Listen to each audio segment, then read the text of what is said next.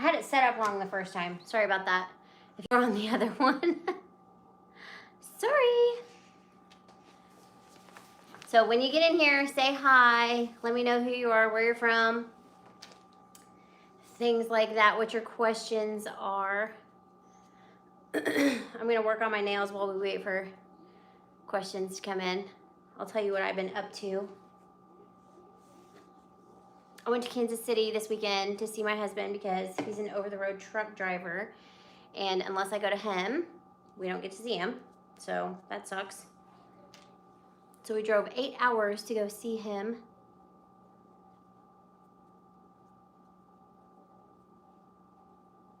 Hey, when you get here, say hi. If you have any questions, put them in the chat. I'm here to answer all amputee questions. I know my lives aren't big right now, but I want to be available for people because I didn't have, well, I did. I had a few people to ask questions to. But I want to be available to answer questions as people have them. So if you have any, let me know. Let me know what you did this weekend. We went to Kansas City, see my husband. 8 hours of driving. Got to see him for 14 hours. But it was worth it. Kansas City is where they're having the draft, so everything was shut down, unfortunately. Let me know what questions you guys have, and I will answer them. So before I became an amputee, I asked all of my questions on an amputee forum in Facebook, which was really, really, really nice to have because everybody in there, not everybody, most people were very helpful and just wanted to answer questions. So I want to do the same. I want to be available to help people. And I actually have a most asked questions thing coming out soon for people to download, which is really fun, but I don't know how it's gonna go or, you know, whatever. So as soon as that's up and running, I'll let you guys know. So let me know your questions while I paint my nails. One of the biggest questions I get asked all the time is, how did I get doctors to amputate my leg? And it's not that I wanted to be an amputee, like when you see on those shows, like I want to be a baby, I want to be an amputee, I want to be, you know, whatever. It wasn't like that. I already had a hurt foot and I was a candidate for chopping it off. It was just up to me whether I did it or not because there was still surgeries that I could go through with, like fusion was an option and cadaver replacement was an option. But I obviously didn't go through with either one of those. The reason that I didn't go through with cadaver was because he said that I would have to walk very, very, very gingerly on my foot and I wouldn't be able to walk in the mulch or run and play with my kids, things like that. So I decided that was not the best fit for me. So we went ahead with the amputation, but how I got doctors to amputate was I simply saw several doctors, made sure that I was a candidate. I made an appointment with Dr. Ertl out of Oklahoma City, and he confirmed, yes, this would definitely qualify for amputation. And he stated his reasons why he would cut it off, and other people stated their reasons why they would keep it, calling me crazy and all kinds of stuff. But you know, orthopedic surgeons, that's their job, is to help people and heal people instead of amputate. So whenever I saw Dr. Ertl, who was my surgeon for the amputation, he said, yeah, absolutely, I'll do that for you, no problem. And he did. So here we are. I'm coming up on my 2-year anniversary on July. I am not very good at painting with my left hand. Another question I get asked all the time is how much did it hurt? And the answer is 0, surprisingly. I know a lot of amputees that have had, not a lot, but a few amputees who did not have a very good outcome with pain. I guess they had an epidural rather than a nerve block, and I had a nerve block. I would not go with an epidural. I had an epidural with my baby, one of them, and I still felt a lot of the pain. So, not doing that. I don't care anything about having an epidural for an amputation, thank you. So I had a nerve block, and 2 days after the amputation, it started to wear off, and they put me on, I don't even know the name of it, but some narcotic for pain. And that did a really, really good job. I could take it as I needed it, but I do not do well on pain medication, so I would rather hurt a little bit than have the side effects of the pain medication. So I took myself off 9 days after my amputation, which sounds absolutely insane, but it's true. Hello. Hi. I'm a Yep. You need a suction fixed. No, thank you. I'm talking to the people on live right now. Okay.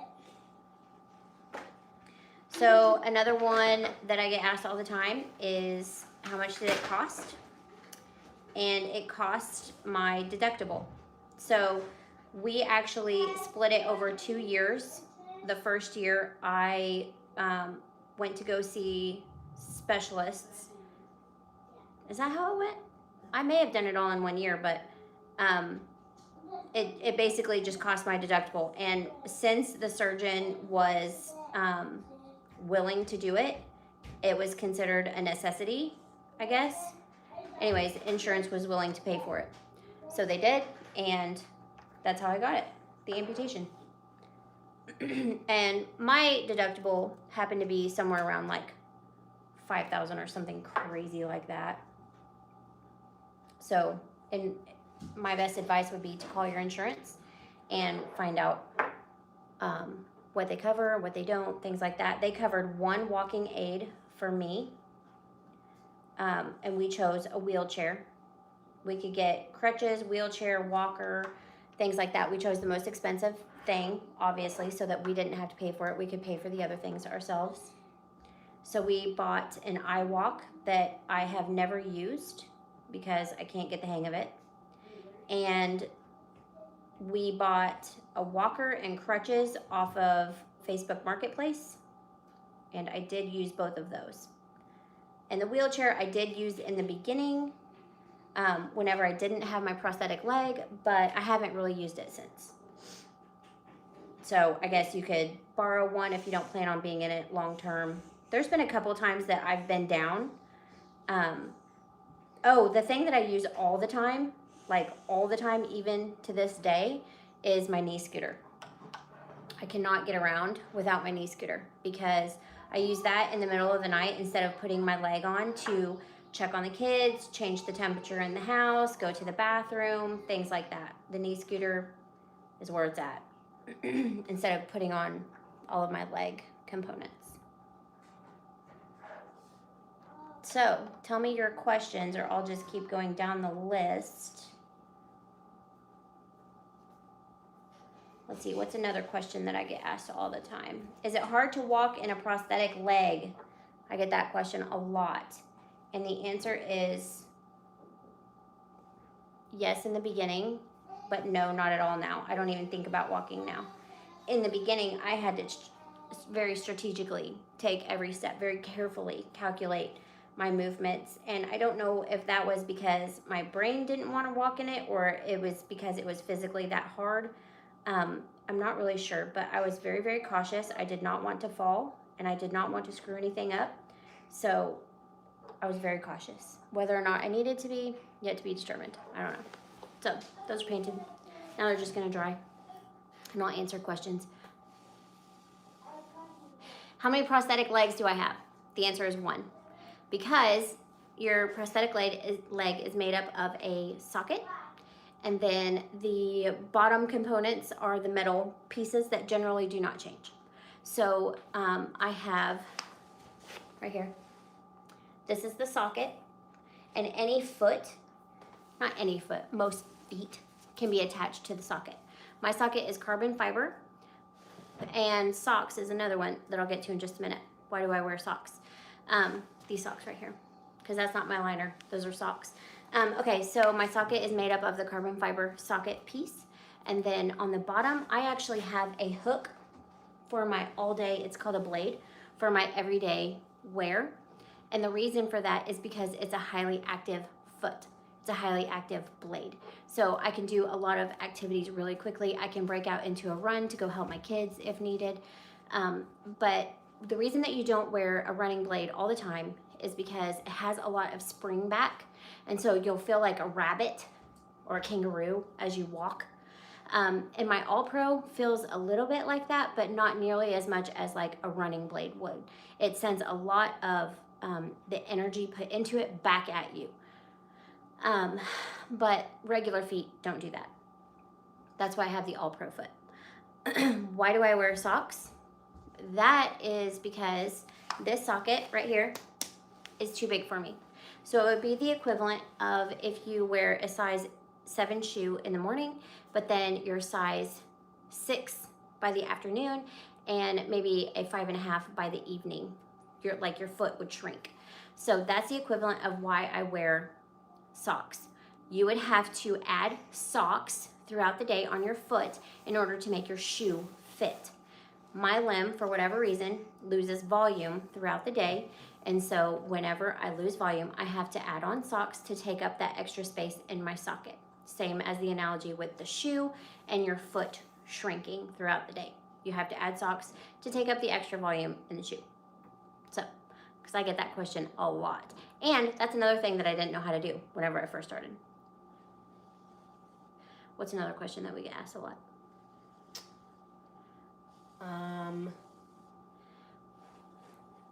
How long does it take to put on one? Yeah, how long does it take to put on my prosthetic leg? About 30 seconds to a minute. Depends on how many pieces I have to put on. Right now, my system is a vacuum suction system, and which means it's held on by vacuum sealing, things like that. So if I push this button, then I let all of the air out of my socket and it will fall off or come off. But a lot of times there's like a pin lock on a lot of sockets where even if you have a suction socket, you push the button, it still won't come out. You have to actually release the pin. It's just another fail-proof way. Another one is, do people look at you in the store? Like, how well does your foot actually blend in? Yeah, it doesn't. So my socket, this socket takes only 30 seconds to a minute to put on, but in an emergency that feels like an hour. So I only have a liner that I roll on. I keep it inside out next to my bed so that I can roll it on quickly. Then I have a ring system and then my socks. And then I can put my socket on. And do I get stared at in the store? Yeah. Is that a question? The answer is yes, 100% of the time. And you would think it's mainly kids. Kids are curious. And so if I see a kid staring, I'll say, do you want to see it? It looks kind of weird, doesn't it? Because they don't know how to approach that situation. And a lot of adults don't know how to approach that situation. Even in my friend groups, my friends will always apologize. Like, I'm so sorry, they're curious, I'm so sorry. Like, don't be sorry. Curiosity is great. Staring, not so great. So, because you feel like a fish in a fishbowl, that you can't get away from it. So when people stare at me, I usually don't say anything. I don't do anything unless it's a child. Then I'll ask them if they want to see it. And the parents are always intrigued as well. And they kind of learn something new that day. But as far as like being in the store, I have kids. I'm by myself. My husband isn't home. He's over the road. Like, I have things to do. I don't have time for people staring. I really don't care if people stare. Some people would care about that. I'm not vain or superficial at all. Like, I really could care less what other people have going on in their lives. That doesn't affect me. If you need my help, I'm there to help. But if you stare, that's on you. I really don't care. But just know that if you're going to go through this, people stare all the time. All the time. And so you either have to be okay with it or get the kind of leg that covers it up, like with the skin and stuff on it. The fake skin, not real skin. But sometimes you see those legs where you can't even see that it's a prosthetic leg. It has the nice cover on it and stuff. It looks like a leg. My insurance did not cover that. So if that's what you're wanting, check with your insurance because mine did not cover that. They said it was not a necessity, a luxury. I don't know. Anyways. Okay, another question. How do you deal with devotees? How do I deal with devotees? I don't. I just, if they say something rude, then I ban them or ask them to stop and then ban them, but I don't. It doesn't matter to me. Again, I don't care who stares at me. Hi. Do you see the calculators are here? It's in your Hilti box. Okay. Okay. Oh. Again, I am by myself, no husband at home, so kids everywhere. Okay, that's another question I get. How do I do kids and being an amputee? And the answer is very carefully. For the most part, my leg does not bother me throughout the day. I can run around at will. It really doesn't bother me. Sometimes it starts to hurt really bad and I have to address that. Otherwise, it will get worse. And I had a friend tell me that before I ever became an amputee, and she said, make sure you stop when your leg says stop. And I didn't really understand what that meant, except now I do. I get these shooting pains that I have to address. It's generally because I need another sock. And it's an easy fix. It takes 30 seconds if I'm wearing pants that I don't have to go to the bathroom and, you know, whatever. I try to get wide leg pants so I can lift them up and put a sock on. Anyways, back to being a mom as an amputee. It is not that hard. It's not that much different, except in the middle of the night. In the middle of the night when somebody is throwing up, or if the smoke alarm goes off for whatever reason, or if we live in Oklahoma, if there's a tornado coming, that's totally different. The middle of the night, I do get nervous because it does take some time to put on my leg. And when you wake up unoriented, you have to get your bearings first anyway. Any normal person would. And then I have that extra time that I have to put a leg on in order to take care of whatever just happened.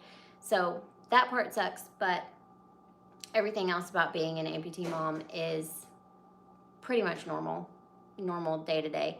My leg does wear out some days and I have to address it and just stop what I'm doing and ask for help. That's one thing that I've gotten really good at, is asking for help. I've never been that person before. So I have learned how to ask for help. What questions do you guys have? I've gone through like 6 or 8 of my questions, so tell me what questions you guys have. Tell me where you're from. I'll come up with another question here in a second. I just painted my nails, so I'm drying them. What's another question? Running? I wouldn't say that. I would say, why did you need to get your leg amputated? That's a good question. Why did I need to get my leg amputated? And why did you make that decision? Hey, Darren. How are you? I'm glad you're here. I had to get my leg amputated because I had a motorcycle accident like 12 years ago now. He was 9 days old. He's sitting over here. He was 9 days old when I had my motorcycle accident, and I broke my talus bone. And through 10 years, I walked on it. I worked on it. I'm a hairstylist, and it destroyed that bone further, to the point where whenever I sought help 2 years ago, I had an MRI done and my bone was starting to die. That's called avascular neurosis. Bless you. And they said that I was a candidate for fusion, but that if they screwed it into my bone, it would most likely just chip away. It would be a failed procedure. So I was like, why even go through that? So that was kind of off of the table. But another procedure that I was a candidate for was by a doctor here in Oklahoma. That's where I am. And he wanted to do a cadaver replacement, meaning take a hip ball of a cadaver and replace the broken bone and the ankle joint in my foot and drive a rod through the bottom of my heel into my leg bone, tibia. I don't know. Anyways, whatever the big bottom one is.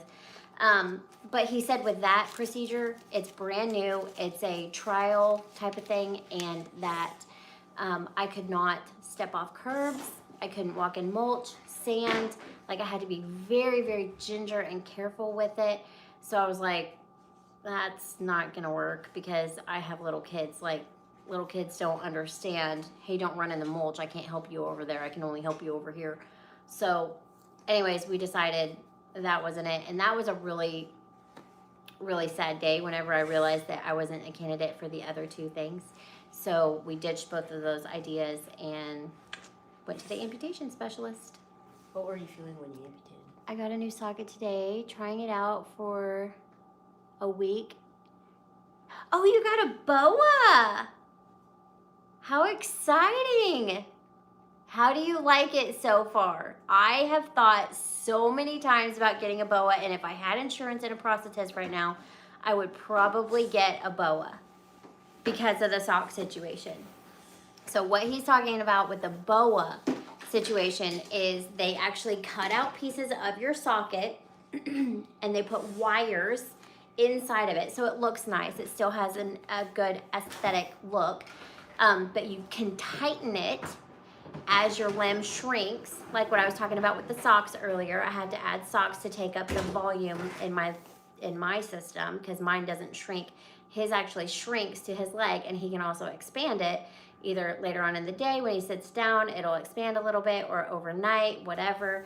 That's exciting. I would love to know. The reason that I didn't go with one was because my insurance only covered one socket until my limb changed enough to get a new socket, not because I didn't like it. And with the BOA system, I have heard that the cords can break. And that was the only reason that I didn't go with it, because of my situation with being with kids. My prosthetist was 4 hours away at the time.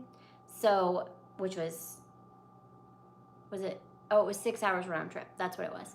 And I didn't have time to do that. So if my cords broke, then I would have to wait several days to see him, drive the 6 hours, get it fixed, take 2 days to do that just for a broken cord. So I didn't want to go through all that.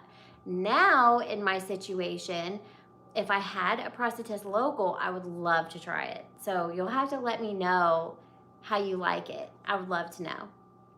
And anybody else in here that has a pin lock or a BOA or the vacuum suction like me, especially a pump, the vacuum pump system, that does it also. Every time you step, it'll suck your leg to the socket so that you don't have to have socks as well. Socks are my nemesis. I hate them because everywhere I go, whether I take a bag or not, which typically I don't ever take a bag, I only carry around my keys and my phone.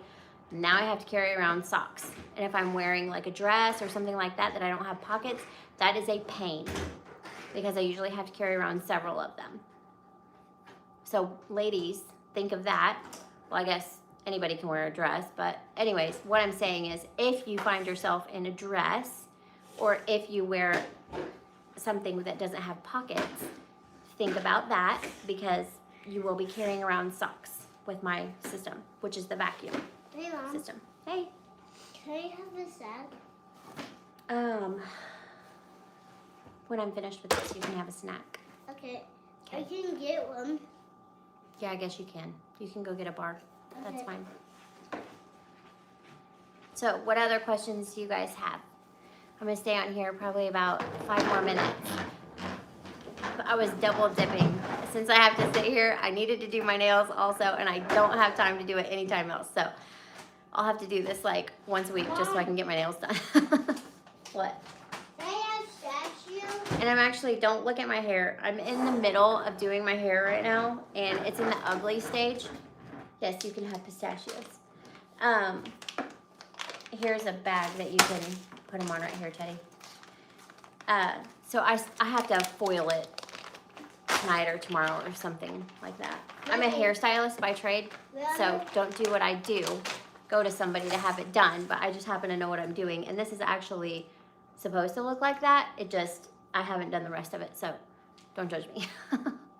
I'll fix it, I promise. And it was like a lot longer. I cut it myself and had my mom come over and cut a straight line. That's because I'm too cheap to go somewhere. That's not true. I don't have anybody to watch kids so that I can go somewhere. I need a trash can. Let me know where you guys are from and what questions you have before I get off of here. I want to be available to answer any questions for people. People were so helpful whenever I was going through this, and I want to be there for other people. So I always post when I'm going to go live on my community page. That way you can ask me questions on there or wait for the live and ask me questions on live. But be watching for, if you guys are amputees or no amputees or somebody who's going through this journey, be watching for my download thing that I'm going to have pretty soon with a bunch of Q&A for people. It's just something I'm putting together. I'm gathering all of my knowledge, everything I can think of, and putting it together and making it available. Oh, and I also have one-on-ones available. You can book that in my stand store in the description. South Nebraska. Any news on that prototype? Good question. So the prototype is actually at my house. I wish that I could show you guys. I know I keep saying that. I know I keep dragging this out, but honestly, I'm not allowed to show it. I'm not allowed to speak about it. I'm not allowed to do anything with it because it's still in the prototype stage. But what I am allowed to say is that it is a modular socket.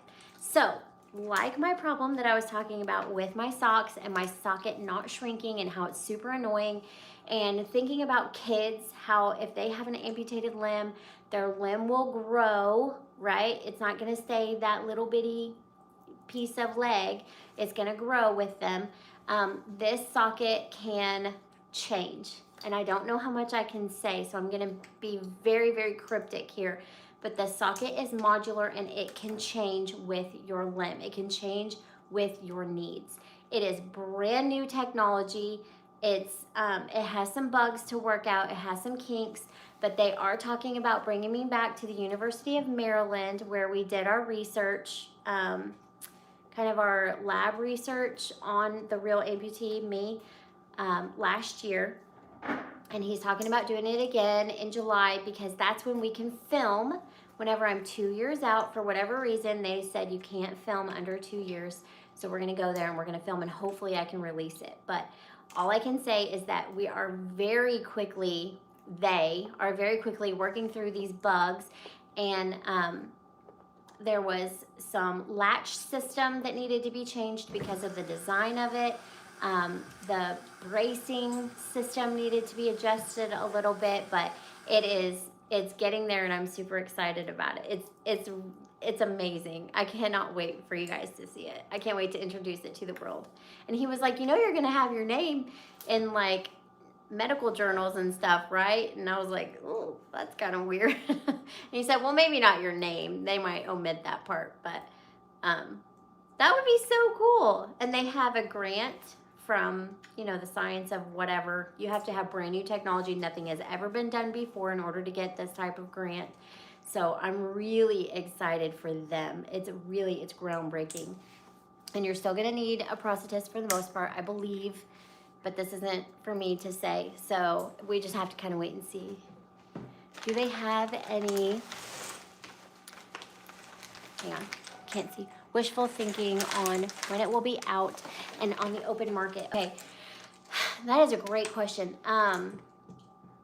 Just from me seeing what it is, where it is in its lifespan, I cannot say.